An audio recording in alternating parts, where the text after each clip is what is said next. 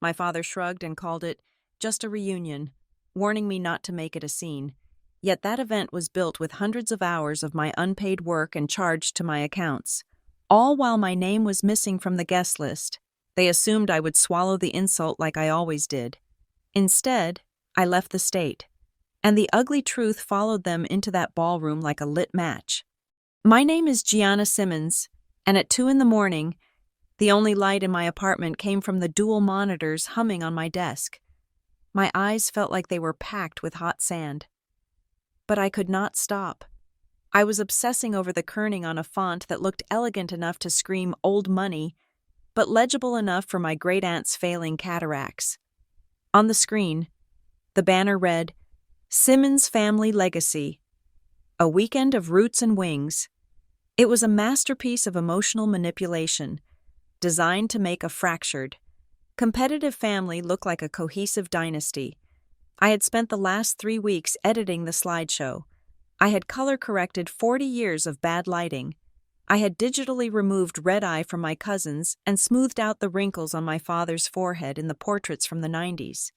I had built the menus, designed the welcome packets, and coordinated the color palette to match the coastal aesthetic of the venue. I did all of this because I was the daughter who fixed things. I was the one who made the Simmons family look good on paper, even when the reality was falling apart. My phone vibrated against the hardwood of the desk, the sound harsh in the quiet room. I rubbed my temples and reached for it, expecting a thank you or perhaps a request to change the font color one last time. It was a text message from my father. Randall Simmons. The preview showed 3 short sentences. I unlocked the phone, and the words sat there, glowing white against the dark background. Guest list tight. It is just a reunion. Don't take it personally. I read it once, then I read it again. My brain refused to process the syntax. It was a reunion, a family reunion. The event I had just spent 100 hours building from the ground up. The event where my laptop currently held the master files for every single piece of printed material. Guest list tight. The air in my lungs felt suddenly too thin. I set the phone down carefully, as if it were a bomb, and stared at the slideshow on my screen. There was a photo of me and my brother, Wesley, from 10 years ago. We were smiling on a boat. I had just spent 20 minutes fixing the exposure on that photo, so we both looked happy. I picked up the phone and dialed my father. He answered on the second ring, his voice clipped and impatient. He did not say hello. I told you not to make this a thing. Gianna? You are telling me I am not invited, I said. My voice sounded strange, hollow, like it was coming from someone standing behind me. I designed the invitations. Dad, I built the website. I am literally exporting the final tribute video right now. It is a small venue, he said, and I could hear the lie in the friction of his voice. We had to make cuts. It is mostly for the elders and the business partners. You know how it is. Business partners? I asked. It is a family reunion. It is networking. Gianna, you do not enjoy these things anyway. You always sit in the corner and look critical. He sighed, a long, heavy exhale that was meant to make me feel like a burden. Look, you have been working hard. You sound tired. Just stay home and rest.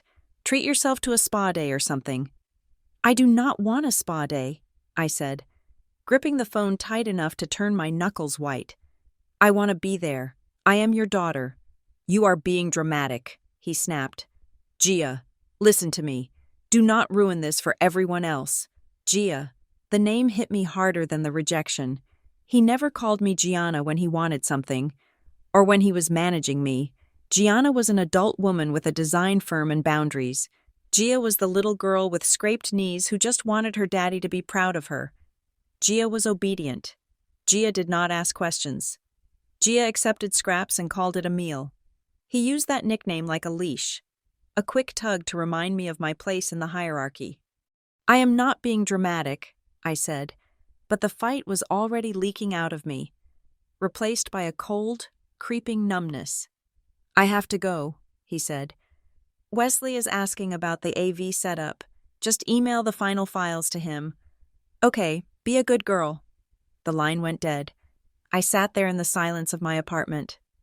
The hum of the computer fan sounding like a jet engine. Be a good girl. Send the files. Disappear. My hand shook as I reached for the mouse.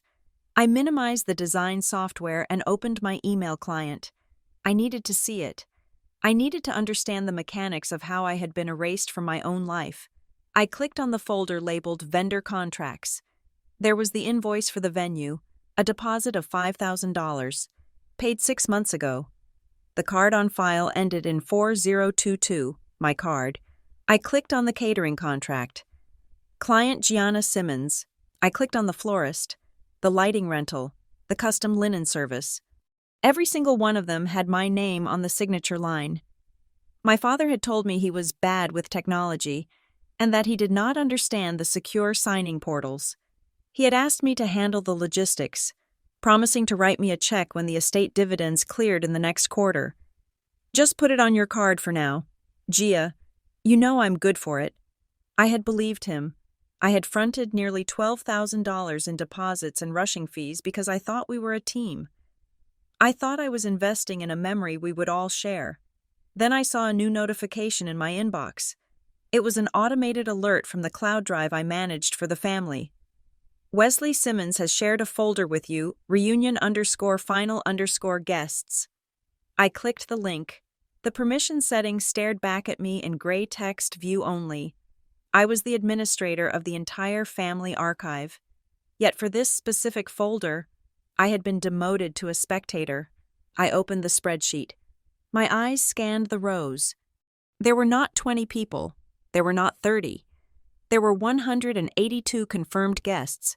I saw names of distant cousins I had not seen since I was 12. I saw my father's golf buddies. I saw potential investors for Wesley's failing startup. I saw neighbors who had lived next to us for 6 months. I scrolled down to the S section.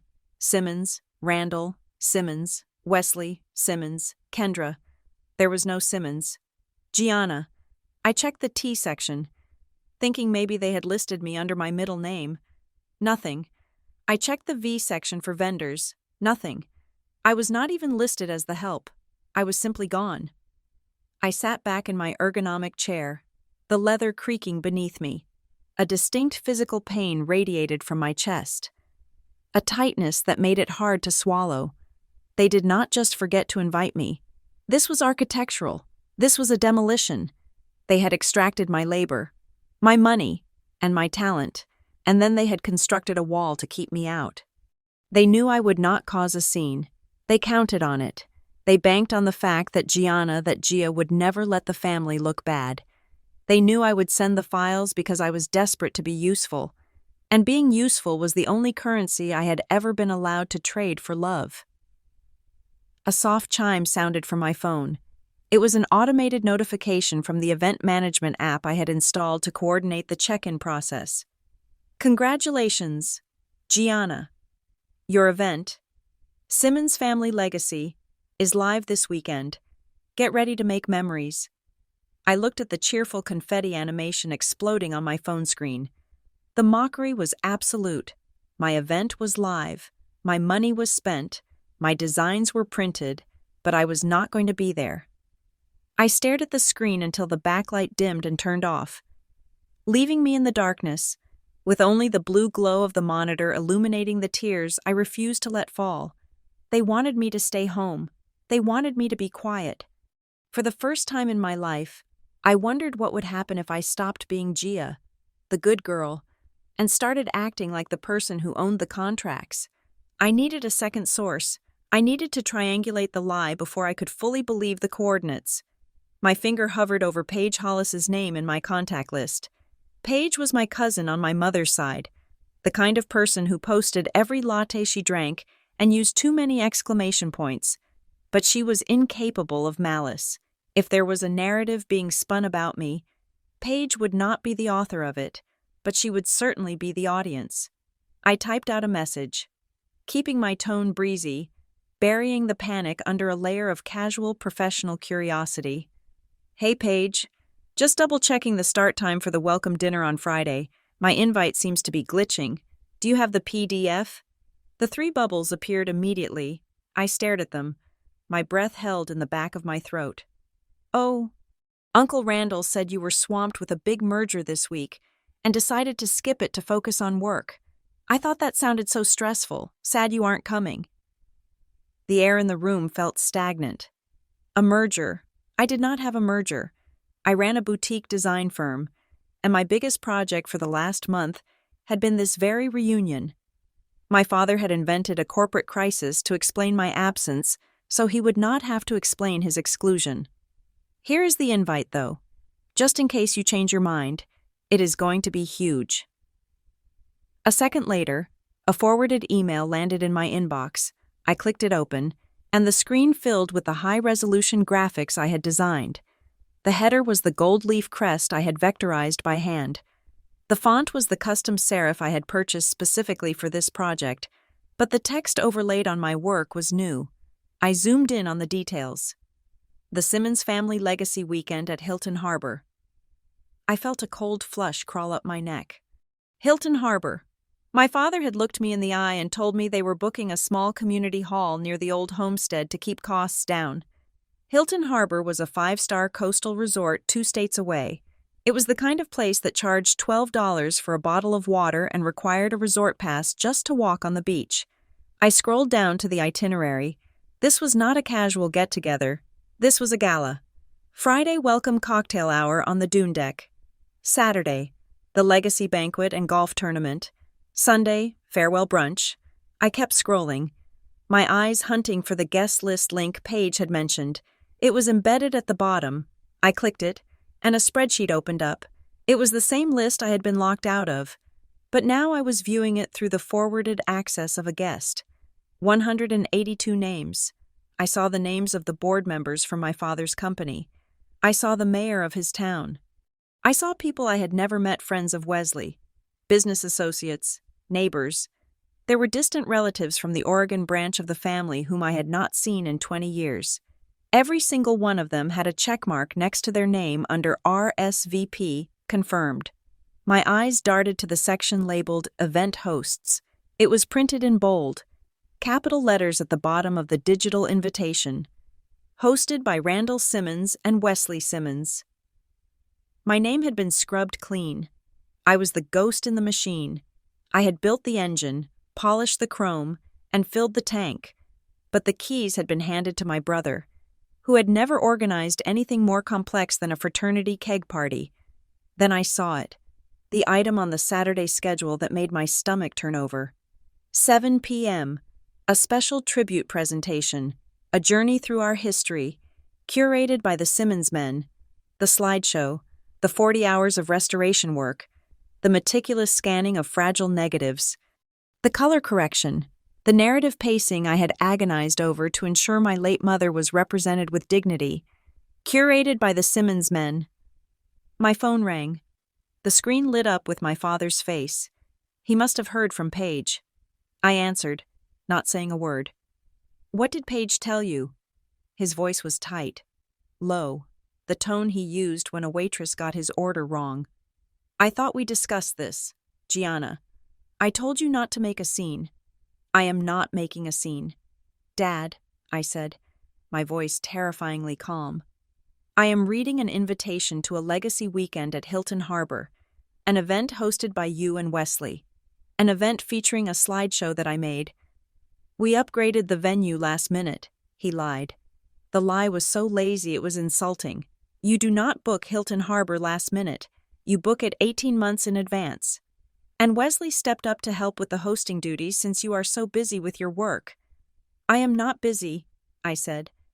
"You told Paige I was handling a merger. You lied to the family to explain why I am not there. I was protecting your reputation," he snapped. "Better they think you are a workaholic than think you are unwanted." The word hung in the silence between us. Unwanted. "Why?" I asked. "I did the work. I paid the deposits. Why am I unwanted?" He sighed, a sound of profound irritation. "Look, Gianna, you know how you get. You are intense. You obsess over details. You correct people. Honestly, you bring down the vibe. I bring down the vibe. We just want a happy, easy weekend," he said, We want to celebrate the family success. When you are around, you are always watching. You make people feel judged. You make Wesley nervous. We just wanted one weekend where we didn't have to walk on eggshells around your moods. I stood up from my desk. My legs felt numb. It was not an oversight. It was a curation. They were building a brand, the Simmons family brand, and that brand was easy, successful, male, and unbothered. I was the woman who remembered the dates. I was the woman who managed the logistics. I was the woman who knew where the bodies were buried because I was the one who dug the graves and paid the funeral costs. My competence was useful, but my presence was an indictment. I was the reality check they did not want to cash. So you are using my work, I said. You are using the slideshow. You are using the banners. We paid for the printing, he said dismissively. The files belong to the family. Don't be petty. The invoices are in my name. Dad, the venue deposit is on my card. I will write you a check next week, he shouted. My God, it always comes down to money with you. This is why you were not invited. You are transactional. Family is about heart. Gianna, learn the difference. He hung up. I stood in the center of my living room, the phone hot against my ear. Transactional. He called me transactional while he was hosting a party on my credit line. I looked back at the computer screen. The invite was still open. The smiling faces of my father and brother beamed out from the header photo, a photo I had taken of them last Thanksgiving. I had edited out the stain on Wesley's shirt. I had brightened my father's eyes. I had created the very image of perfection that they were now using to exclude me. My phone pinged again, a text message. It was from Wesley. Heard you talk to Paige. Seriously, do not show up. It will be awkward for everyone. Just let us have this one. Dad is really stressed. He followed it with a single emoji, a laughing face with tears. He was laughing. He thought my exclusion was a funny little hiccup in his big weekend. He thought my feelings were a nuisance to be managed via text message. They thought I would stay home. They thought I would sit in my apartment, cry into a pillow, and wait for the check that would never come. They thought I would protect their secret because being the good daughter was the only identity I had ever been allowed to have. I looked at the laughing emoji, and then I looked at the folder of unpaid invoices on my desk. Awkward, I whispered to the empty room.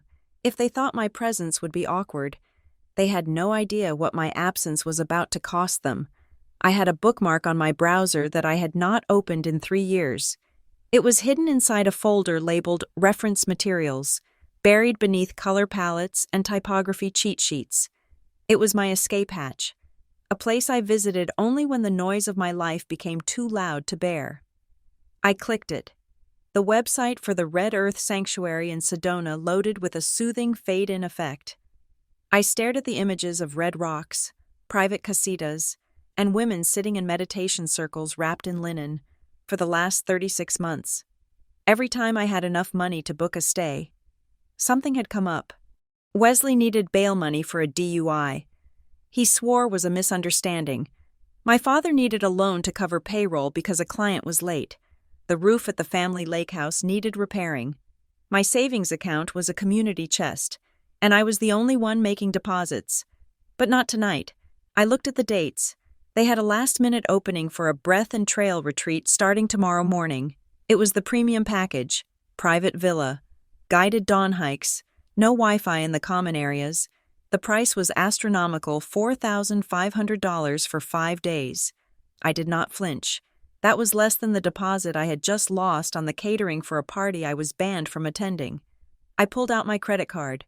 My hands were shaking, not from fear, but from a strange, electric adrenaline. I typed in the numbers. I selected the add-on massage package. I selected the airport transfer. I selected the option for strict privacy. I hit confirm. Thank you, Gianna. You are booked. It took 10 minutes. In 10 minutes, I had done more for my own mental health than I had done in a decade of therapy. I was not doing this to post photos. I was not doing this to make them jealous. I was doing this because if I stayed in my apartment for one more day, staring at the unpaid invoices and the Simmons family legacy banner files. I was going to shatter. I packed a bag. I threw in hiking boots, leggings, and 3 books I'd been meaning to read since Christmas. I did not pack a laptop. I did not pack the hard drive with the reunion files. Before I called the Uber to the airport, I opened my Instagram. I usually only posted finished design work or safe, curated photos of my garden. Today, I typed a single sentence against a stark black background. When you are not on the list, you stop auditioning. I posted it to my story. I did not tag my father. I did not tag Wesley. I did not hide it from them either. I zipped my suitcase and walked out the door. By the time I was in the back of the car watching the city lights blur past, my phone had started to buzz. It began with a text from my father, then a call from Wesley, then a call from my Aunt Linda, then a number I did not recognize, probably a cousin trying to figure out why there was tension in the family group chat.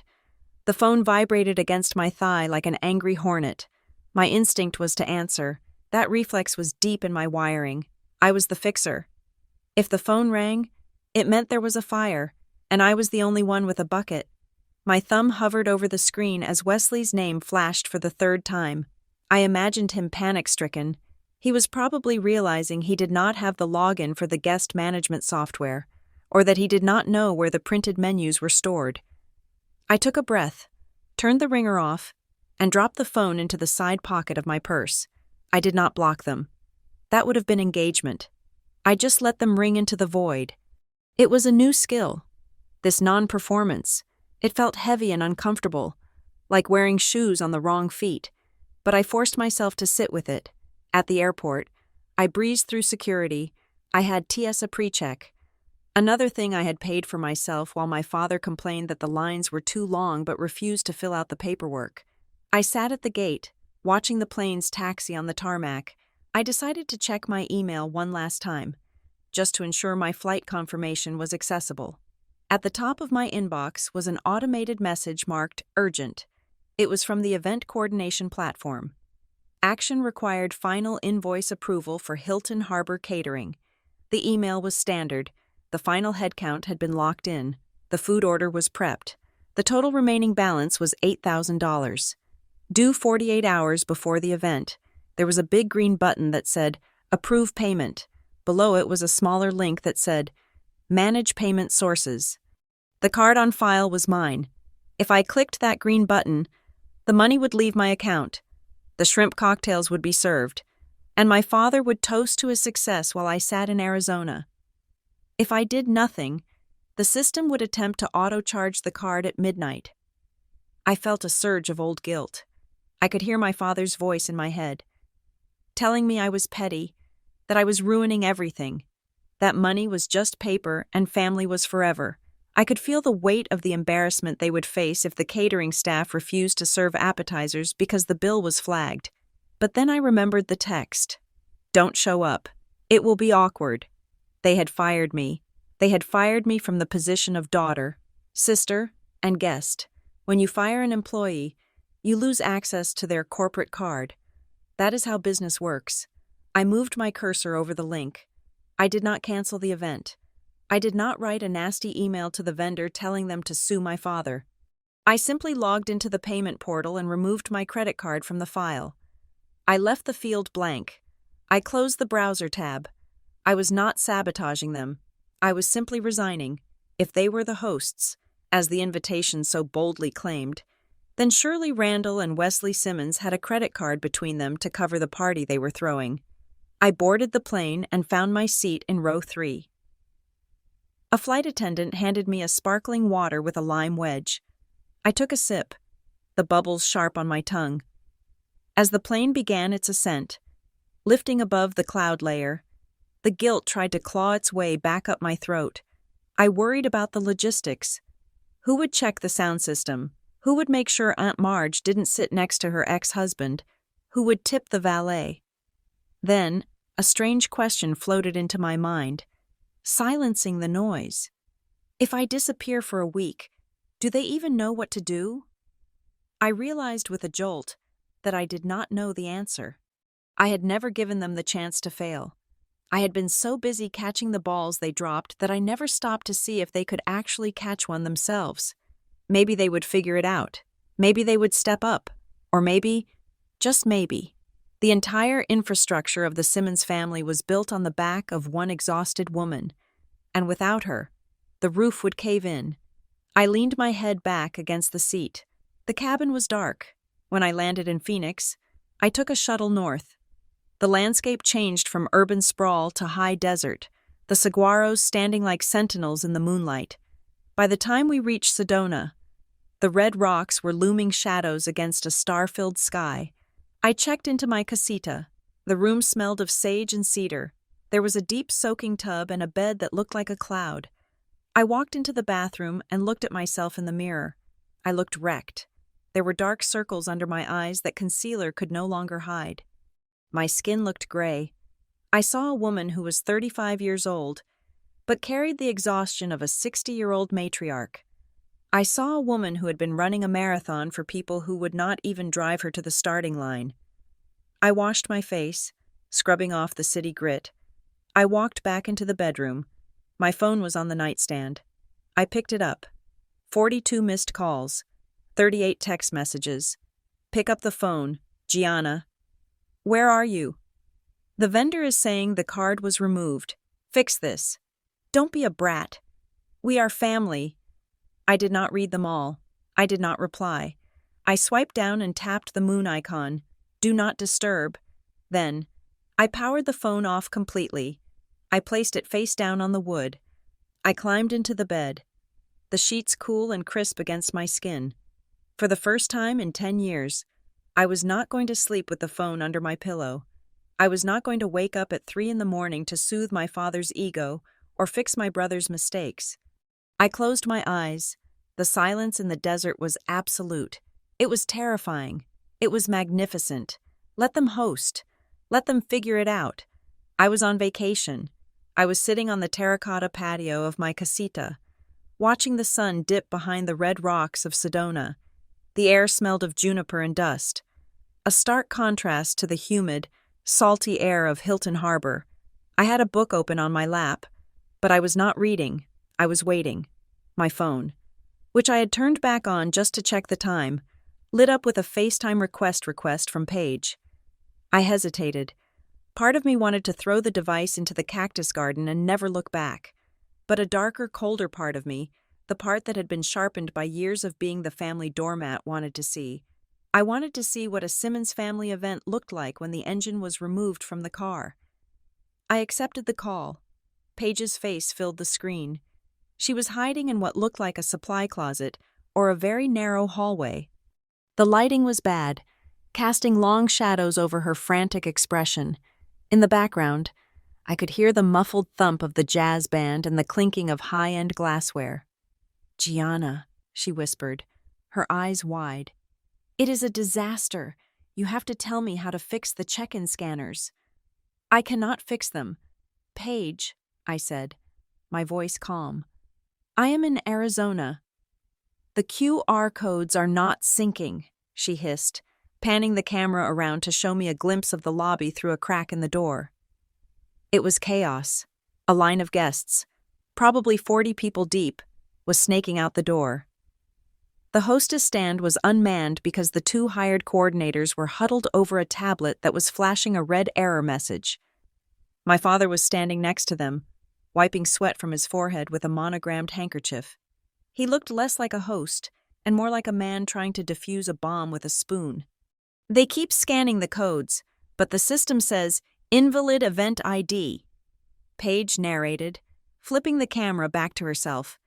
Uncle Randall keeps telling the staff to just override it, but they can't because the system requires a master admin password to bypass the security check. The password is in the binder I made, I said. The one I gave to Wesley. Wesley lost the binder, Paige said. I took a sip of my herbal tea. Of course he did. The staff asked him for the backup login, Paige continued. And I heard your dad say, I don't know, Gianna usually handles the tech stuff. He sounded so mad. Gianna, like it was your fault he didn't know the password to his own party. Let me guess, I said. They are manually checking names off a printed list. They don't have a printed list, Paige said. The printer at the hotel was down, and Wesley said he didn't need one because the app was foolproof. I watched the tiny screen as my father forced a smile at a couple I recognized as the owners of the largest real estate firm in the county. He was shaking hands, but his eyes were darting around the room, looking for someone to blame. "What about the slideshow?" I asked. I knew the answer, but I wanted to hear it. Paige grimaced. "Okay, so about that. Wesley has been trying to get the tribute presentation to load for 30 minutes. He has the file on the laptop, but every time he clicks it, a box pops up asking for creator permissions. I locked the editing rights before I left," I said. "It is view only. They can play it, but they have to be logged into the authorized account to present it on the main projector system. That is a security feature." Well, he is freaking out. He is currently trying to stream it from his phone to the big screen via Bluetooth, but the connection keeps dropping. It looks terrible. The music is lagging, and half the photos are pixelated. I felt a twinge of satisfaction that was so potent, it almost tasted sweet. "They wanted to curate the history," I said. "They should have learned how to use the projector." Paige moved to a quieter spot. Stepping out onto a balcony, the noise of the party faded slightly. "It gets worse," she said. "Mr. Henderson is here." Mr. Henderson was my father's most important investor. He was the man whose approval my father craved more than oxygen. "I was standing right next to them near the bar," Paige said. "Mr. Henderson picked up one of the welcome packets, the ones with the gold foil stamping you stayed up for 3 nights to finish. He told your dad, 'Randall, this branding is exquisite. Who is your agency? This looks like Manhattan-level work.'" My grip on the phone tightened. "What did he say?" "He laughed," Paige said, shaking her head. "He did that fake, humble laugh. He said, 'Oh, we have a great internal team. I like to keep a close eye on the aesthetics myself.' He didn't even mention your name, Gianna. He took credit for the font choice." I closed my eyes. I had hand-selected that font. I had argued with the printer for 2 hours to get the gold foil to sit correctly on the cardstock. "But wait," Paige said, her voice dropping lower. "Kendra was standing there." "Kendra, Wesley's girlfriend. She heard the whole thing. She looked at the program. Then she looked at your dad. And she asked, 'Wait, isn't this Gianna's design style? Where is she?' Anyway. And your dad got super flustered. He waved his hand like he was swatting a fly and said, 'Gianna is tied up with a crisis at work. She could not make it.' Then he pivoted and tried to order Henderson a scotch." "So they are sticking to the lie," I said. "They are doing more than sticking to it," Paige said. "They are broadcasting it. During the toast, your dad got up on the stage. The microphone gave feedback for like 10 seconds. It was excruciating, and then he gave this speech about how family is the anchor in the storm. He talked about loyalty. He talked about showing up for the ones you love. The irony was thick enough to choke on. "People are talking. Gianna," Paige said softly. "I hear them at the tables. They are saying it is weird that you are not here. They are saying you must be incredibly selfish to prioritize work over a legacy weekend. One of your aunts told my mom that you have become too big for your britches and that you probably think you are too good for the family now. They are letting people believe I abandoned them," I said. "To cover up the fact that they excluded me." "Exactly, it is gross." Suddenly, the camera on Paige's end jerked. She turned around. "Oh God, something is happening at the bar." "What?" "The bar manager just pulled your dad aside. He looks serious. He is holding one of those mobile payment terminals." I sat up straighter. "The authorization." "I can't hear them," Paige whispered, creeping closer to the door. "But your dad is turning red. He is pointing at the machine. Now Wesley is running over." I knew exactly what was happening. The venue required a final authorization swipe on the card on file before opening the premium liquor service for the reception. My father was likely trying to wave them off, telling them to just charge the account, not realizing the account was no longer linked to a valid card. Paige gasped. "What?" I demanded. "Kendra followed Wesley," Paige said. "She is standing right behind them. She just stepped out to take a call, but now she is back. She looks sick. Gianna." "Why?" "She is looking at the payment terminal. Your dad is yelling at the waiter now. He is saying, 'Try it again. There is plenty of limit on that card.'" My heart hammered against my ribs. He was trying to force the charge. He was trying to spend my money, in real time, at a party where I was persona non grata. "Kendra just grabbed Wesley's arm," Paige said, her voice shaking. "She is asking him something. Oh, wow.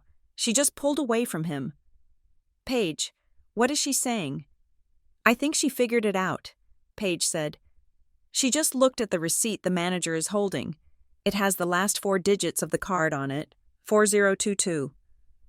My card. Everyone in the family knew my card number because they had all borrowed it at some point for emergencies." Paige turned the camera back to her face. She looked pale. "Gianna," she said. "Kendra just walked up to me. She looks like she saw a ghost." "Put her on," I said. "She went back outside," Paige said. "But before she left, she looked at me and asked if I was talking to you." I nodded. "She told me to tell you something." "What?" "She said she heard the manager tell your dad the card was declined because the username didn't match the authorization. And then she heard your dad tell Wesley to just use Gianna's other card number, the one we have written down in the office." I felt the blood drain from my face. They weren't just using the card on file. They had a list. They were keeping a record of my financial information to use as a backup generator for their lifestyle. "And then," Paige whispered, "Kendra looked at Wesley and said, 'Wes, your dad, just tried to put a charge through on Gianna's card after you told me she wasn't invited.'" I stared at the frozen image of the party chaos behind Paige. The music was still playing a cheerful, upbeat jazz number that felt grotesque against the reality of what was happening. "She knows," I said. "Yeah," Paige said, "and she just walked out the front door. I don't think she's coming back for the cake." I sat in the corner of a small coffee shop in Sedona, watching the dust motes dance in a shaft of sunlight that cut through the window. The air here was dry and smelled of sage and roasted beans, a sharp contrast to the humid, suffocating atmosphere of the coastal resort I was supposed to be at. My phone lay on the table. Face up this time. I was not afraid of it anymore. I was studying it, like a biologist examining a specimen under glass. The frantic energy of the last 24 hours had receded, leaving behind a cold, clear silence. In that silence, memories began to surface, not the warm, fuzzy nostalgia my father was currently selling to a room full of people, but the sharp, jagged pieces of reality I had spent years trying to swallow. I remembered a Tuesday afternoon 3 years ago. My father had called me into his home office, the one with the mahogany desk that faced the wall so no one could see his screen. He had been charming, pouring me a glass of iced tea, asking about my design business. Then, the pivot. "Gia, I need a small favor," he had said, sliding a contract across the polished wood. "I am switching internet providers for the main office, but there is a mix-up with the business credit rating, just a clerical error. You know how these banks are. Can you sign as the guarantor? Just for a few months until I clear it up?" I had hesitated. I remembered the knot in my stomach. But then he had looked at me with those sad, expectant eyes, the eyes of a man carrying the weight of the world, and I had signed. I never saw the bill, but I remembered getting a late notice 6 months later that I had quietly paid because I did not want to stress him out. I took a sip of my black coffee. The bitterness was grounding. Then I thought of Wesley, 2 years ago. He had called me at midnight, sobbing. He told me he was $3,000 short on his tuition for the semester, and that if he did not pay by morning, he would be dropped from his classes. He said he was terrified to tell Dad. I had transferred the money from my savings account money I had been setting aside for a new laptop. I told him he did not have to pay me back right away. 3 weeks later, Wesley posted a photo on social media. He was wearing a new limited edition designer watch. When I asked him about it, He told me it was a gift from a friend. I had chosen to believe him because the alternative was admitting that my brother had stolen my labor to accessorize his ego. I picked up my phone and opened my banking application. I logged in with my fingerprint. The interface loaded, displaying my current balance and recent activity. There, at the very top of the list, was a notification in bright red text. Transaction declined, Hilton Harbor Resort. Amount $8,450. Reason, user canceled authorization. The timestamp was 45 minutes ago. They had tried it. Even after realizing I was not there, even after removing my name from the guest list, even after erasing my credit from the slideshow, they had still tried to force the payment through. They truly believed that my purpose on this earth was to be an infinite resource, a tap that flowed with money and solutions whenever they turned the handle. I stared at the number. $8,000. That was not a mistake. That was not a misunderstanding. That was theft attempted with a smile. For years, I had told myself that my father was just bad with money, that he was a visionary who needed help with the details. I had told myself that I was the practical one, the pillar that held up the family roof. I was wrong. I was not the pillar. I was the foundation they were stomping on. My father did not want a partner. He wanted a silent backer. He wanted to stand on a stage and accept applause for a lifestyle he could not afford, paid for by a daughter he did not respect. The reunion was not a celebration of our legacy. It was a costume party, and he was dressed as a successful patriarch. A text message banner slid down the top of my screen. It was from Paige again. He is losing it. Gianna, he just told Aunt Linda that you abandoned the family in our time of need. He is shouting. People are leaving. I read the words, abandoned us, and waited for the familiar crush of guilt. I waited for the panic, the urge to call and apologize, to fix it, to transfer the money just to make the shouting stop. It did not come. Instead, I felt a strange lightness in my chest. It was as if I had been hiking up a mountain carrying a backpack full of rocks, and someone had just reached over and cut the straps. The pack had fallen away, and for the first time, I could stand up straight. You look like you just solved a difficult math equation. I looked up. Rowan, a woman I had met in the yoga session earlier that morning, was standing by my table. She was holding a green juice and wearing a loose linen shirt. She had the kind of calm face that made you want to tell her your secrets. Something like that, I said, putting my phone down. My family is having a bit of a meltdown. They are angry that I am not there to pay for the party they didn't invite me to. Rowan pulled out the chair opposite me and sat down. She did not look shocked. She did not offer empty platitudes. She just looked at me with a steady, piercing gaze. I heard you on the phone earlier, she said softly. You were apologizing to the air. You kept saying, I should have. You have the posture of someone who is used to carrying things that do not belong to her. They are saying I abandoned them, I said, my voice steady. My father is telling everyone I left them high and dry. Rowan took a sip of her juice. Gianna, listen to me. They are not mad that you left. They are mad that you stopped being useful. There is a difference between being loved and being used. When a tool stops working, you get frustrated. When a person leaves, you get sad. Does your father sound sad? I thought about the red text on my banking app. I thought about the lie regarding the merger. I thought about the Gia nickname he used to keep me small. No, I said. He sounds inconveniently broke. Rowan smiled, a small, sad expression. Then you have your answer. You did not abandon them. You just resigned from a job you never applied for. She was right. I had been an employee in my own family. My salary was occasional praise, and my benefits were non-existent. I finished my coffee and stood up. Thank you. Rowan, where are you going? She asked. I have some work to do, I said. Not the work they think I am doing. I need to check my inventory. I walked back to my casita, the gravel crunching under my boots. The sun was setting now, painting the sky in violent shades of violet and orange. I went into my room and locked the door.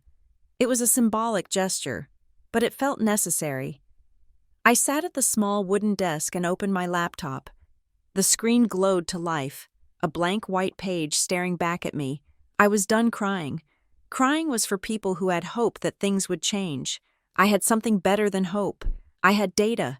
If my father had tried to use my card tonight, knowing I wasn't there, what else had he done when I wasn't looking? What other clerical errors had he made? What other papers had I signed in a rush because I wanted to be the good daughter? I opened a fresh document. My fingers hovered over the keyboard for a moment, trembling slightly. Not from fear, but from the magnitude of the door I was about to open. I typed a single line at the top of the page. What do they have in my name? I hit enter, then I opened the National Credit Bureau website. I was not going to sleep tonight. I was going to perform an autopsy on my financial life, and I had a terrible feeling I was going to find rot in places I never even thought to look. The red dust of the Cathedral Rock Trail coated my hiking boots, turning the black leather into a soft, powdery rust color. My lungs burned in a way that felt clean, a sharp contrast to the suffocating tightness I usually felt in my chest whenever my father called. We were 3 miles up, a small group of 6 women moving through the high desert silence. "So let me get this straight," said Tess, a woman in her 50s with calves made of steel in a bakery back in Chicago. She paused to drink from her canteen. "You designed the invites, paid the deposit, fixed the photos, and they didn't even give you a plate of rubbery chicken." I laughed. It was a dry, raspy sound. It sounds worse when you say it out loud. But yes, I am basically the family IT department that also doubles as a bank. "And the emotional support animal," added a younger woman named Chloe. "Right," I said, wiping sweat from my forehead. "I am the support animal that pays for its own kibble. My dad acts like I should be grateful he lets me fix his printer. He calls it contributing to the legacy." Tess capped her water bottle with a decisive snap. She looked me dead in the eye, the kind of look that probably made her employees terrified to burn a croissant. "Honey, that is not a family," Tess said. "That is a subscription service, and you need to cancel it." The group erupted in laughter. It wasn't mean laughter. It was the kind of communal, recognition-filled sound you hear when someone finally names the elephant in the room.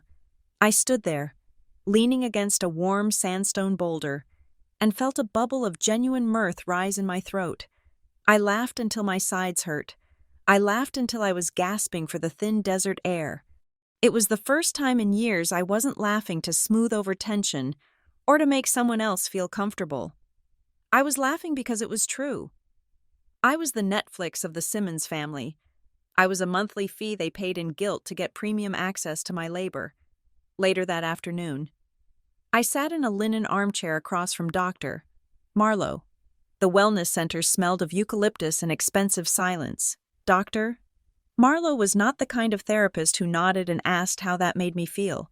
She was sharp, pragmatic, and looked like she could dismantle a person's defense mechanisms with a single sentence. "I feel guilty," I admitted, picking at a loose thread on my leggings. "My phone has been buzzing for 2 days. I feel like I have abandoned a child in a supermarket." "Doctor." Marlowe adjusted her glasses. "Your father is not a child. Gianna, he is a 50-year-old man who knows how to operate a credit card terminal. You are not experiencing abandonment guilt. You are experiencing withdrawal. Withdrawal. You are addicted to being needed," she said plainly. "It is your drug of choice. It validates your existence. If you fix the problem, you matter. If you pay the bill, you have value. Now that you have stepped away, you are going cold turkey. The anxiety you feel is not love. It is the panic of an addict realizing her supply is cut off. You are not disappearing. You are recovering from the long-term trauma of being used as a utility." I stared at her. The truth of it settled over me like a heavy blanket. I wasn't a bad daughter. I was just a depleted resource. For the rest of the day, I practiced the art of refusal. It started small. When the group coordinator asked if we all wanted to go to the vegan cafe for dinner, I said no. I wanted a burger. I went to a local diner alone, sat at the counter, and ordered a cheeseburger with extra pickles. I ate it slowly, savoring every bite, realizing I had spent my entire adult life eating where my father wanted, watching movies Wesley wanted, and vacationing where my aunts wanted. This burger was the most delicious thing I had ever tasted because I had chosen it. My phone was still vibrating in my bag. I pulled it out while I waited for the check. There were 12 new messages. My father. This is humiliating. People are asking questions. Wesley. Can you just unlock the drive? Please, I need the file. Aunt Linda. Your father is very upset. Call him. Yesterday. These messages would have triggered a panic attack. I would have felt the familiar clawing need to smooth things over, to apologize for existing inconveniently, but today, with Dr. Marlowe's voice in my head and Tessa's joke in my ear. I read them differently. They weren't cries for help. They were phishing attempts. They were trying to hack back into the system of Gianna Simmons to retrieve the resources they felt entitled to. I scrolled past them, my thumb hovering over the delete button. Then, a new message popped up from a number I didn't save, but recognized. It was Kendra, Wesley's girlfriend. My stomach tightened. I expected her to be angry, to blame me for ruining her big weekend debut. Hey Gianna, it is Kendra.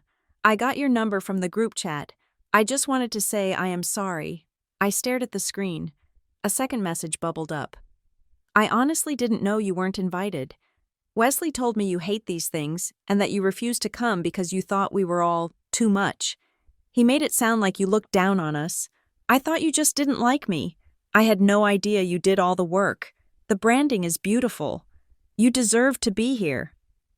I let out a breath I didn't know I was holding. He made it sound like you looked down on us. That was the narrative. That was the hook they used to keep everyone else in line. To the outside world. I wasn't the victim. I was the snob. I was the difficult, arrogant sister who couldn't be bothered with family time. They had weaponized my competence to paint me as aloof, using my absence to build their own martyrdom. Kendra wasn't the enemy. She was just another person watching the movie my father was directing. I typed back, "Thank you, Kendra. That means a lot. Enjoy the party." I didn't owe her a long explanation. The truth was already doing the work for me. I walked back to my casita under the vast, starry sky. The desert night was cold, sharp, and clear. I went inside and opened my leather-bound journal. I had bought it at the airport gift shop, intending to write about my feelings and my journey to inner peace. Instead, I uncapped my pen and wrote a single sentence in the center of the page. I am not punishing them. I am choosing me. I looked at the words. They felt solid. But then, the investigative itch that had started at the coffee shop returned. Tessa's voice echoed in my head. That is a subscription service. If I was a subscription service, then there were records, there were logs, and if my father was willing to try to charge my card for $8,000 behind my back, what else had he authorized without my permission? I had spent years signing papers. He slid across the desk. Just standard forms. Gia. Just an insurance update. Gia. Just a co-signature for the office lease. Gia. I closed the journal. The emotional healing was good. The boundaries were necessary. But I needed to know the extent of the damage. I needed to know exactly how much of me they had consumed. I opened my laptop. I didn't go to a meditation site. I didn't go to email. I navigated to the official annual credit report website. I cracked my knuckles. The sound loud in the quiet room. It was time to stop feeling and start auditing. I typed in my social security number, my heart beating a slow, steady rhythm of dread and determination. I was about to look under the hood of the Simmons family engine, and I had a terrible feeling I was going to find out that I'd been paying for the gas, the insurance, and the repairs on a car I wasn't even allowed to drive. The blue light of the laptop screen felt like an interrogation lamp in the dark hotel room. I had been staring at the credit report for 20 minutes, willing the line item to be a mistake, a glitch, a hallucination brought on by desert heat and emotional exhaustion. But the data was stubborn. There, nestled between my student loans and my car lease, was a revolving credit account with Regional Heritage Bank. It had been opened 2 years ago. The current balance was sitting at $14,000. The payment history showed minimum payments made sporadically, just enough to keep the wolves at bay, but never enough to touch the principal. I did not bank with Regional Heritage. I had never set foot in one of their branches. My eyes drifted to the billing address column. It was not my apartment in the city. It was 4402 Maple Drive, my father's house. I reached for my phone, my hand steady with a terrifying kind of calm. I dialed the 24-hour fraud hotline on the back of my own debit card, navigating the automated menu until I reached a human being. "Security verification," the voice on the other end said, bored and efficient. "Can you confirm the recovery email associated with the account ending in 558? I paused. "I do not have an account ending in 558. That is why I'm calling. I am looking at a credit report that shows an account I did not open." "I see," the agent said, the boredom vanishing. "I can see the account here. It was opened online on November 12th, 2 years ago. To verify your identity, I need to send a code to the phone number on file. It ends in 72. The air left my lungs. My phone number ended in 41. My father's old cell phone number, the one he used exclusively for business and private family matters, ended in 72. "That is not my number," I said, my voice flat. "That number belongs to a relative. Please do not send a code to that number." "Ma'am, if you cannot verify the recovery contact, I cannot give you full access. I am Gianna Simmons," I said, reciting my social security number, my mother's maiden name, and the amount of my last tax return. "I am telling you that this account was opened fraudulently using my credentials. I need you to freeze it immediately." The line went silent for a moment. "Okay, I have flagged it. I can email you a copy of the original digital application for your review." "Do it," while I waited for the email.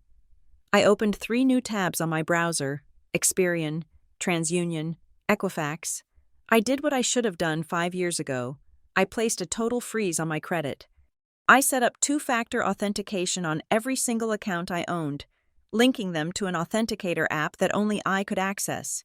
I changed my email passwords to random strings of 20 characters. I was locking the doors. I was barring the windows. I was shutting down the Bank of Gianna. The email from the bank arrived with a soft ping. I opened the PDF attachment. It was a standard credit application. Name Gianna Simmons. Income my income. Employer my design firm. I scrolled to the bottom, the signature box. It was a digital scrawl, a shaky, looped cursive that looked nothing like my sharp, architectural signature.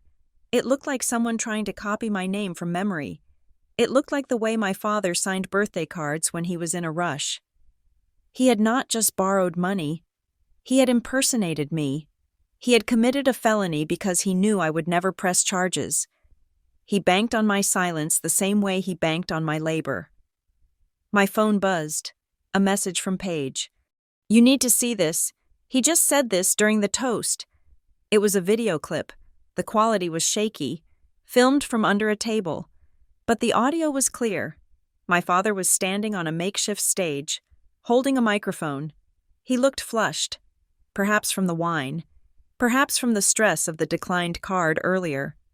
"We built this legacy together," he was saying, sweeping his arm across the room. "Family is about lifting each other up, even when we are apart. We are a team.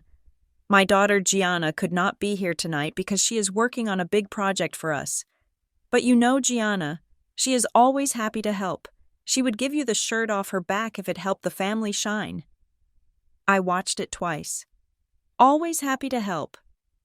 He was not praising me. He was establishing a precedent. He was publicly validating the idea that my resources were community property.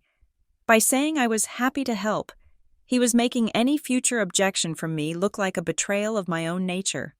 He was gaslighting a room of 200 people to cover his tracks. I closed the video. I did not feel the urge to scream. I felt the cold, hard click of a lock snapping shut. I was done arguing with feelings. You cannot explain hurt to people who only speak the language of leverage. My phone rang again. It was Wesley. I looked at the name. Usually, I would let it go to voicemail, terrified of the confrontation. But tonight, I was not afraid. I was armed with a PDF and a frozen credit file. I answered. "Hello, Wesley? Sis?" His voice was bright, breathless, and entirely too loud. It was his "I need a favor" voice, coated in a thick layer of artificial charm. "Hey, I am so glad I caught you. I know you are probably relaxings. But we have a tiny situation here." "I am not relaxings," I said. "I am reading a credit report." There was a pause, a beat of silence that lasted just a second too long. "Oh," he said, the brightness dimming slightly. "Right. Well, listen, Dad is really stressed about the whole card mix-up earlier. It was totally the bank's fault, obviously, but we need to smooth things over with the venue manager before tomorrow's brunch. Can we just talk? Like, figure this out? We miss you. Gia. Do not call me Gia." Okay, Gianna. Look, can we just talk? I can put Dad on the line. We just need to clear up the confusion." "There is no confusion," I said. "There is a $14,000 balance on a card I never signed for. That is not confusion. Wesley, that is fraud." "Whoa. Hold on," Wesley said, his voice dropping to a harsh whisper. "Don't use words like that. You know how Dad gets. He needed a bridge loan a while back, and he figured you wouldn't mind because you are doing so well. He was going to pay it back. He just forgot to tell you. He forgot to tell me for 2 years. He is your father, Gianna. He raised you. And now he is stealing from me." "Please," Wesley pleaded, desperation leaking into his tone. "Just talk to us. We can fix this. We can work out a payment plan or something. Just unfreeze the card so we can pay the resort, and we will discuss the rest when you get back. Please, Kendra is looking at me like I'm a criminal. I cannot unfreeze the card. Wesley, I canceled it." "You what?" "I canceled the card, and I locked my credit." "You are ruining the weekend," he hissed, the nice guy mask slipping off entirely.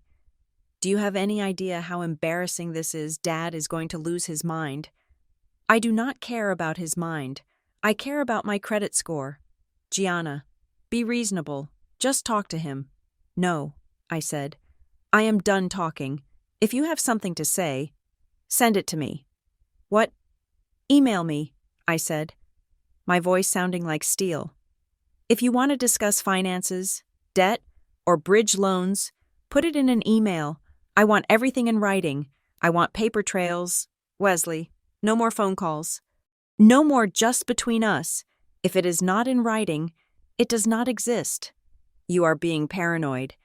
I am being a professional. Goodbye. Wesley." I hung up before he could respond. I sat there, my heart rate surprisingly slow. I had done it. I had demanded the one thing they feared more than poverty accountability. 5 minutes later, my email inbox pinged. I expected a long, rambling apology. I expected a guilt trip about how I was breaking the family apart. I expected a plea for mercy. I opened the message from Wesley. Subject, moving forward. Attached was a single PDF file titled Simmons_family_consolidation_agreement_draft.pdf. I clicked it open. It was not an apology. It was a contract. I scanned the legalese. It was a crudely drafted document, likely pulled from a template online. But the intent was clear. It outlined a restructuring of family assets. It proposed that all outstanding debts incurred for family maintenance, including the fraudulent credit card and the reunion costs, be consolidated into a single loan. And the borrower listed on the signature line Gianna Simmons. They did not want to pay me back. They wanted me to retroactively accept the debt. They wanted me to sign a document that would legally bind me to their financial mess. Framing it as a family investment, they were trying to trick me into laundering their theft into a legitimate loan. I stared at the screen, and the final piece of the puzzle clicked into place. This was why they were frantic. This was why they needed to talk. They needed my signature to make the crime go away. They needed me to become an accomplice in my own exploitation. I did not delete the email. I hit Save As. I saved it to a new folder on my hard drive. I named the folder Evidence. If they wanted a war, they had just handed me the ammunition. I flew back to Savannah on a Tuesday morning, but I did not go home. I did not drive to the house where I grew up, and I certainly did not go to my father's estate. Instead, I checked into a generic business hotel downtown, the kind with stiff sheets and abstract art in the lobby. I needed neutral ground. I needed a space that did not smell like my childhood obedience. I spent the afternoon organizing my case. I went to a print shop and printed everything: the credit report, the fraudulent application, the declined transaction log, the email from Wesley with the consolidation agreement. I put them all into a black leather portfolio, arranging them chronologically. It felt less like preparing for a family meeting and more like preparing for a deposition. I texted them a time and a location: a coffee shop on State Street, public, busy, well lit. When I walked in, they were already there. My father, Randall, sat with his back to the wall, watching the door like a cornered animal. Wesley sat next to him, looking pale and unshaven, picking at the label of a water bottle. They looked like two men who had spent the weekend trying to bail water out of a sinking ship. I sat down opposite them. I did not order coffee. I placed the black folder on the table between us. "You look tired," my father said. It was not a concern. It was an opening jab. He wanted to establish that I was the one who was worn out, the one who was breaking. "I am fine," I said, my voice steady. "Thank you for coming." "This is ridiculous, Gianna," my father scoffed, leaning back and crossing his arms. "You are making a federal case out of a family misunderstanding. You are overreacting." "No," I said, placing my hand on the folder. "I am documenting."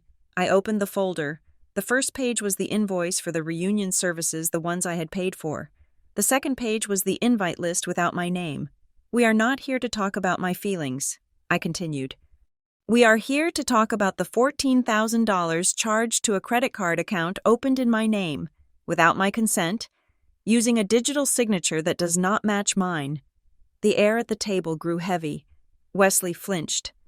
"It was a stressful time," Wesley blurted out, his voice high and thin. "You have to understand, Gianna. The business was tight. Dad was waiting on a payout from the Henderson deal. We didn't want to worry you. It was just a bridge loan."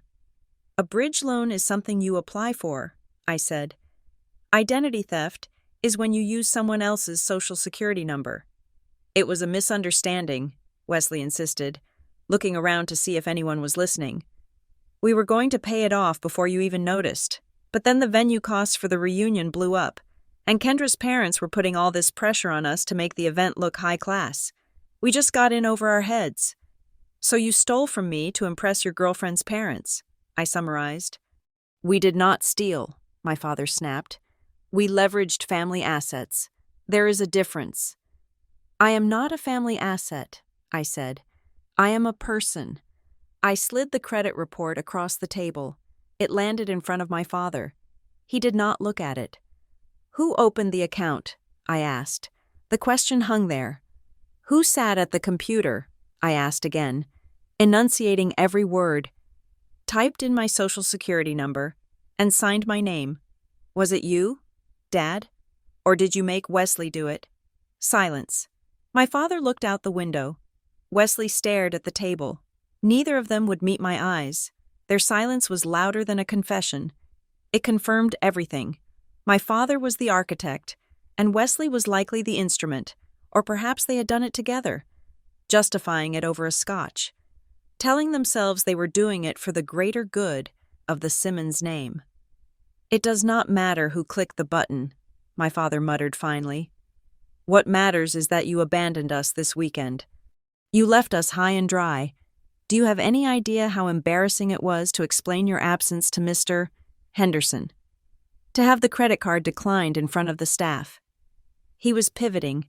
He was trying to make his shame my fault. You embarrassed the family," he hissed, leaning forward. You ran away like a coward." "I did not embarrass you," I said coldly. "The truth embarrassed you. The truth is that you threw a party you could not afford, hosted it on my dime, and then excluded me from it. All I did was stop paying for the privilege of being insulted." "You are ungrateful," my father spat. "After everything I have done for you." "What have you done for me?" I asked. "Besides use my credit score." I opened the folder to the final page. I had drafted a list of terms. It was not a legal document yet, but it would be. "Here is what is going to happen," I said. 1. You will repay the $14,000 plus interest within 60 days. 2. You will remove my name from every single family account, utility bill, and lease agreement by the end of the month. 3. Any future design work I do for the family business will be under a contract with a 50% deposit up front. And 4. If you use my designs, my name goes on them. If you want the credit, you do the work." My father laughed. It was a harsh, barking sound. "And if I say no, you are going to sue your own father." "I am going to report the fraud," I said. "I have the police report filled out. I just have not filed it yet." His face went white. He realized, finally, that I was not bluffing. "You wouldn't," Wesley whispered. "Gianna, that would destroy Dad's reputation." "Then you better start finding the money," I said. Suddenly, a shadow fell over the table. I looked up. Standing there, holding a takeout cup of tea, was Kendra. She was wearing oversized sunglasses and a trench coat. She looked like she had been crying, or perhaps she just hadn't slept. She wasn't supposed to be here. I hadn't invited her, but looking at Wesley's terrified expression, I realized he must have told her he was meeting me, maybe hoping she would come and soften me up, or maybe she had followed him. "Kendra," Wesley squeaked. "Babe, what are you doing here?" Kendra ignored him. She looked at the papers spread out on the table. She saw the credit report. She saw the identity theft affidavit I had printed out, but kept face down until now. She looked at my father. "So it is true," she said. Her voice was not loud, but it cut through the noise of the coffee shop like a knife. "Kendra, honey, this is a private family matter," my father said, putting on his charming smile. It looked ghastly on his tired face. "Gianna is just having a bit of an episode." "You told me she wasn't invited because she was busy," Kendra said, "but you tried to charge her card for the catering." "It was a mistake," Wesley tried to interject. "A banking error." "And this," Kendra pointed to the credit report. $14,000. 2 years ago, was that a banking error too? Wesley opened his mouth, but no words came out. Kendra turned to me. "Did you know about this account, Gianna?" "I found out 3 days ago," I said. Kendra nodded slowly. She looked at Wesley, and the expression on her face was one of absolute, crushing disappointment. It was the look of a woman realizing that the man she loved was just a boy hiding behind his father's lies. "So you didn't invite her," Kendra said, her voice trembling slightly. "But you tried to make her pay for the party, and you have been using her name to fund your lifestyle for 2 years. "It is complicated," my father shouted, slamming his hand down on the table. The sudden noise made the other patrons jump. "You do not understand how business works. Kendra, we did what we had to do to survive. Family protects family." He was losing control. The mask of the benevolent patriarch was slipping, revealing the desperate, angry man beneath. Kendra took a step back. She looked at my father's red face. She looked at Wesley, who was shrinking into his chair, unable to even meet her gaze. "Family protects family," she repeated. "Is that what you call this?" She looked at me. There was a moment of shared understanding, a silent apology and a silent acceptance. Then she turned back to Wesley. "I thought I was marrying into a legacy," Kendra said softly. "But I think I was just going to be the next credit card." "Kendra, wait," Wesley pleaded, reaching for her hand. She pulled away sharply. "If this is who you are," she said, her voice shaking with finality, "I am rethinking everything." She turned and walked out of the coffee shop.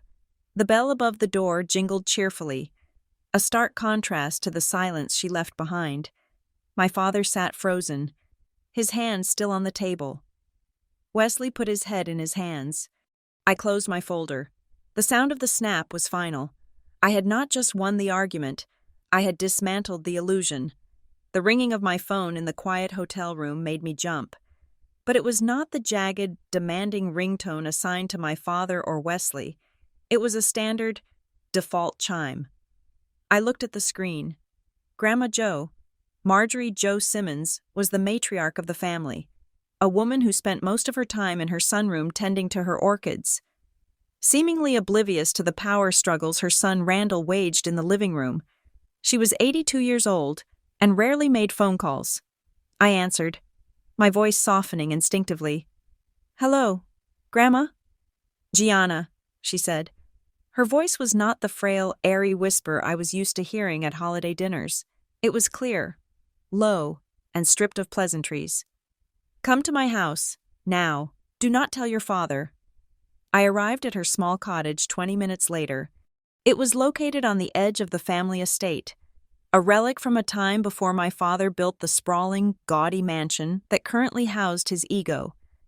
The air inside smelled of lavender and old dust. Grandma Jo was sitting in her high-backed wing chair, a cup of tea steaming on the side table. On her lap sat a metal lockbox, the paint chipped at the corners, revealing the dull gray steel underneath. "Sit down," she commanded. I sat on the ottoman opposite her. "You caused quite a stir," she said, her eyes sharp behind her wire-rimmed glasses. "Your father is pacing the floors like a caged tiger. He is telling anyone who will listen that you are having a mental breakdown." "I am not having a breakdown," I said. "I am having a breakthrough." "I know," she said. She tapped her fingers on the metal box. "I have been watching you for years, Gianna, watching you fix everything, watching you pay for everything, watching you apologize for things you did not do. I stayed quiet because I thought you would eventually see it for yourself. But when I heard about the credit card, well, silence becomes complicit at some point." She unlocked the box with a small brass key she pulled from her cardigan pocket. She lifted the lid and withdrew a stack of papers bound in a faded blue ribbon. "Your mother gave me these before she passed," Jo said. "She made me promise to keep them safe," she said. "Jo, keep these because I know one day they will try to rewrite Gianna out of the story." My breath caught in my throat. My mother had died when I was 20, and my father had always told me she left everything to him to manage for the good of the family. Jo handed me the stack. I untied the ribbon. The top document was a copy of a trust deed. "Your mother did not leave everything to Randall," Jo said quietly.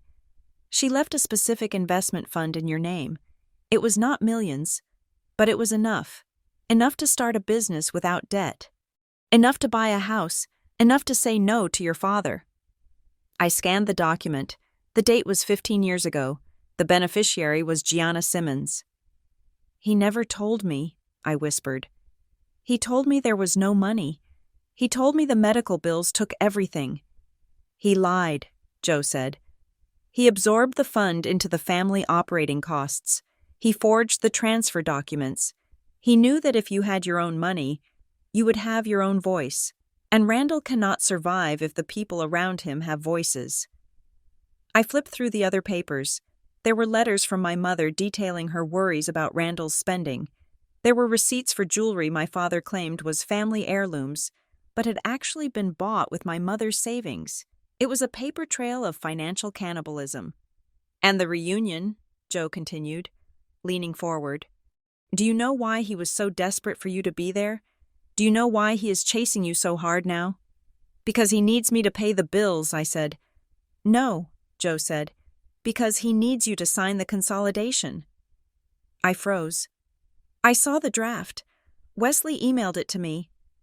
"That was not a draft they came up with last night," Jo said. "That has been the plan for 6 months.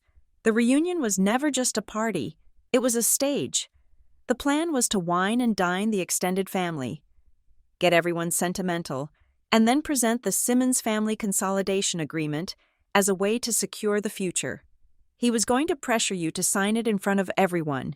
He was going to use the pressure of the audience to make you sign away your rights to your mother's stolen fund and assume the debts of the estate. My blood ran cold. The exclusion from the guest list made sense now. It wasn't just pettiness, it was a tactical error. They wanted me there to trap me, but in their arrogance, they forgot to invite the victim to the execution. He overplayed his hand, Joe said with a dry chuckle. He thought he could erase you and use you at the same time. My phone buzzed in my pocket. It was a text from Paige. I glanced at it. The family chat is blowing up. Aunt Linda just asked why the host didn't know how to run the projector. Uncle Ben asked why your name wasn't on the program if you did the work. Dad is trying to spin it, but nobody is buying it. The silence is getting loud. Gianna.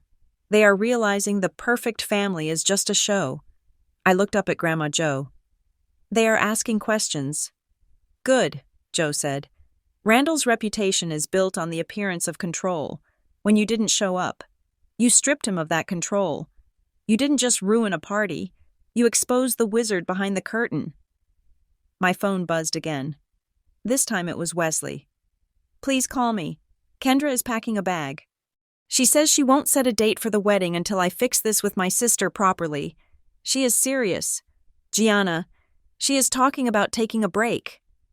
I felt a surge of grim satisfaction. Kendra was the prize. She was the connection to old money and status that my father and Wesley were desperate to secure. If they lost Kendra, they lost their future social standing. Wesley is panicking, I told Joe. Kendra gave him an ultimatum. Good for her, Joe said, sipping her tea. She has a spine, unlike my grandson.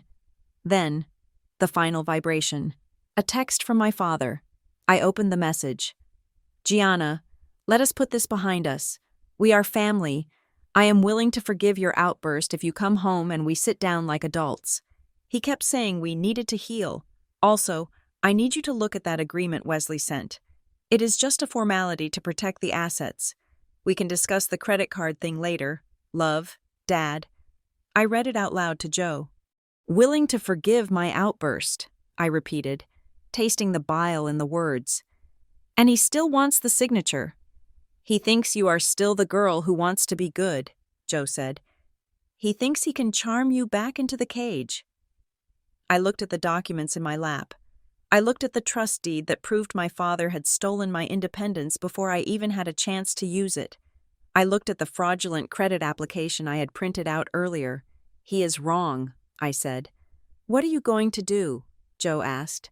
I stood up, clutching the metal box. I am going to finish what he started. He wanted a reunion. He wanted a gathering of the family to discuss our legacy. I think that is a wonderful idea. You are going to the meeting, Joe said, a small smile playing on her lips. No, I said. I am calling the meeting, and this time, I am setting the agenda. I looked at the text from my father again. We need to heal. He thinks this is about an apology, I said. He thinks if he says sorry effectively enough, I will unlock the credit card and sign the loan. He does not understand, Joe said. No, I agree. He thinks he is negotiating a truce. He does not realize he is negotiating the terms of his surrender. I put the documents back in the box and locked it. The click was loud in the small room. Thank you, Grandma. Don't thank me, she said, picking up her book. Just make sure when you burn it down, you don't stand in the ashes. I walked out of the cottage and into the bright Savannah sunlight. I had the receipts. I had the truth about my mother. I had the leverage of Kendra's departure. And I had the absolute, terrifying clarity that comes when you realize the people who were supposed to protect you were actually the ones hunting you. I typed a reply to my father. I agree. We need to meet, but not at the house. We will meet at the community hall, Tuesday night. Invite the family, all of them. If we are going to discuss the legacy, let us do it with witnesses. I hit send. The final battle was not going to be a quiet conversation in a dark office. It was going to be a public reckoning, and this time, I was not going to be the one leaving the room in tears. The fluorescent lights of the Cedar Creek Community Hall hummed with a low, irritating buzz that seemed to amplify the tension in the room. This was not the Hilton Harbor Resort. There were no ocean views here, no crystal glasses, and no jazz band. There were only metal folding chairs arranged in a semicircle, occupied by 20 of my closest relatives. My aunts, uncles, and cousins sat with their hands folded in their laps, looking like a jury waiting for opening statements. My father stood at the front of the room. He was wearing his best suit, the navy one he usually reserved for board meetings and funerals. He cleared his throat, flashing the charming, weary smile that had let him get away with murder for 30 years. "Thank you all for coming," he began, his voice smooth. "I know emotions have been high this week. There have been misunderstandings, hurt feelings, but we are Simmons. We do not let petty grievances break our bond. Gianna and I have had a rough patch, but tonight is about moving forward, so let us put the past behind us and focus on healing." He gestured for me to come up and stand beside him, a visual prop for his redemption arc. I stood up from my chair in the back row, but I did not walk to his side. I walked to the podium on the left, where I had set up my laptop and a portable projector. "We can move on," I said, my voice calm, amplified slightly by the microphone. "But only after we have accountability." My father's smile faltered. "Gianna, this is not the time for—" "It is exactly the time," I interrupted. "You wanted a family meeting. You wanted to discuss the legacy, so let us discuss it." I pressed a key on my laptop. The projector screen behind my father lit up. "Point 1, I said. "The reunion." I did not rehash the sob story. I simply showed the receipts. On the screen appeared a side-by-side comparison. On the left was the invoice for 100 hours of design labor, valued at $15,000, marked pro bono. On the right was the guest list, with the empty row where my name should have been. "I worked for 3 months to build your image," I said to the room, "and when the work was done, I was discarded because my presence was inconvenient." A murmur went through the room. Aunt Linda shifted uncomfortably in her chair. "Point 2, I continued, clicking to the next slide. "The financial abuse." I pulled up the credit report. The gasps were audible this time. I walked them through the timeline the account opened 2 years ago. The address listed as my father's house, the digital signature that was a clumsy forgery of my own name. $14,000, I stated clearly.